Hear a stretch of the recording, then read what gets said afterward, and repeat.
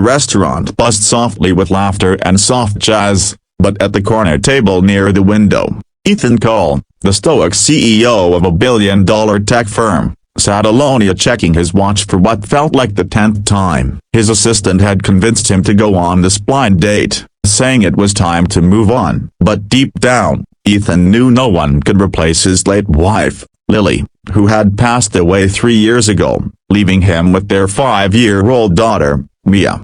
He had promised himself he would only stay for 5 minutes, just enough to be polite, but as the minutes ticked by and his date never showed up, he felt strangely relieved. The thought of pretending to feel something again exhausted him. He signaled the waiter for the bill when a soft, sweet voice stopped him. "Daddy, she looks like Mommy broken bar." Ethan froze. His heart skipped a beat as he turned toward where Mia was pointing. Standing near the entrance was a young woman in a plain white blouse and faded jeans, holding the hand of a little boy. Her dark hair framed her face in soft waves, and her eyes saw gentle, uncertain and it looked eerily like Lily's. Ethan's chest tightened. For a brief, impossible second, it was as if time folded and his wife was standing there again. Mia tugged at his sleeve. "Daddy, can she sit with us, please?" Ethan blinked, still caught between past and present. The woman seemed embarrassed as she caught their gaze. "I'm so sorry," she said softly,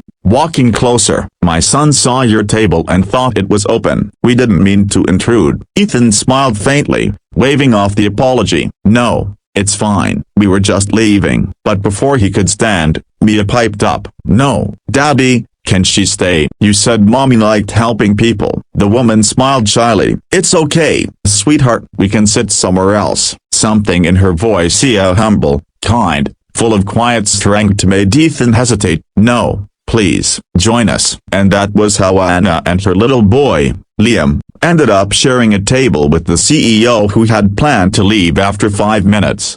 As they sat together, conversation came easily between Mia and Liam. They giggled over crayons and drew funny animals on napkins, their laughter lighting up the quiet corner of the restaurant. Ethan found himself watching Anna, how she spoke gently to her son, how she smiled even though her clothes spoke of hardship. There was a warmth in her eyes he hadn't seen in years. Anna noticed his gaze and smiled politely. "You're very patient with your daughter," she said. "Not many fathers bring their kids in all broken bar dinner nights." Ethan chuckled softly. "Well, this was supposed to be a date, but I guess it turned into something better." Her cheeks turned pink. "I'm sorry if we interrupted."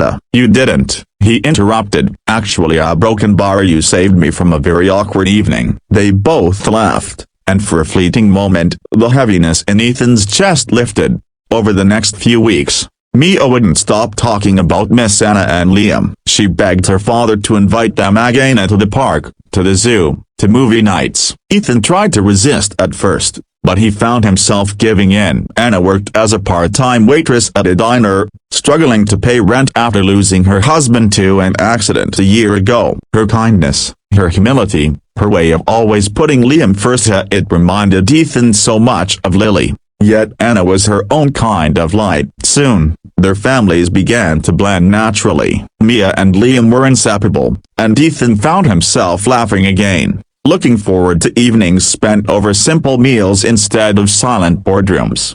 Still, Ethan couldn't ignore the whispers at work. His staff had noticed the change. The once cold CEO now smiling, even humming sometimes. When word spread that he was spending time with the waitress, investors raised eyebrows. "You're a CEO, sir," one advisor warned. "People expect somebody in a broken bar more suitable." Ethan dismissed the comment, but it lingered. That night, as he dropped Anna home, she noticed his silence. "You're thinking about what people say, aren't you?" she asked gently. He sighed. "You deserve more than judgment, Anna, and I don't want to bring you pain because of my position." She smiled sadly. "On a broken bar I've had pain, but what you and Mia gave Liam and me, it's peace. Don't take that away because of what others think." Her words sank deep into his heart. One rainy evening, as they sat inside Anna's small apartment, Liam suddenly asked, "Miss Mia, is your mommy an angel?" Mia nodded proudly. "Yes, Daddy says Mommy watches us from the stars." Anna's eyes filled with tears as she looked at Ethan, who gave a faint, bittersweet smile. "She'd have liked you," he whispered. Anna reached over, covering his hand with hers. "And she'd be happy you're smiling again." That night, Ethan realized something. A grief didn't mean holding onto pain forever. Sometimes, love returned quietly, wearing a different face but carrying the same warmth.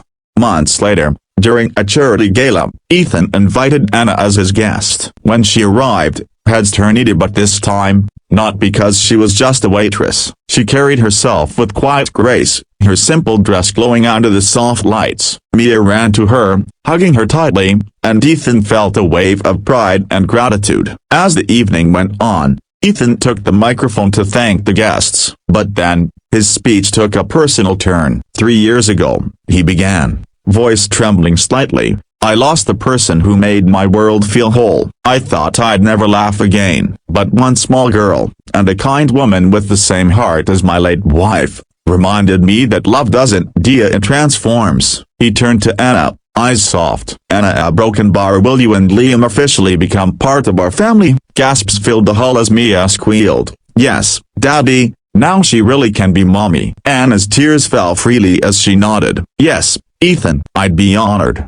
A year later, a photograph sat framed on Ethan's office desk. Anna, Mia, and Liam laughing under a blooming cherry tree. The caption read, "Love finds you when you stopped searching for it." The blind date that started empty became the day his broken heart began to heal. And whenever Mia would whisper, "Daddy, she looks like Mommy," Ethan would smile and say, "That's because love always finds its way home."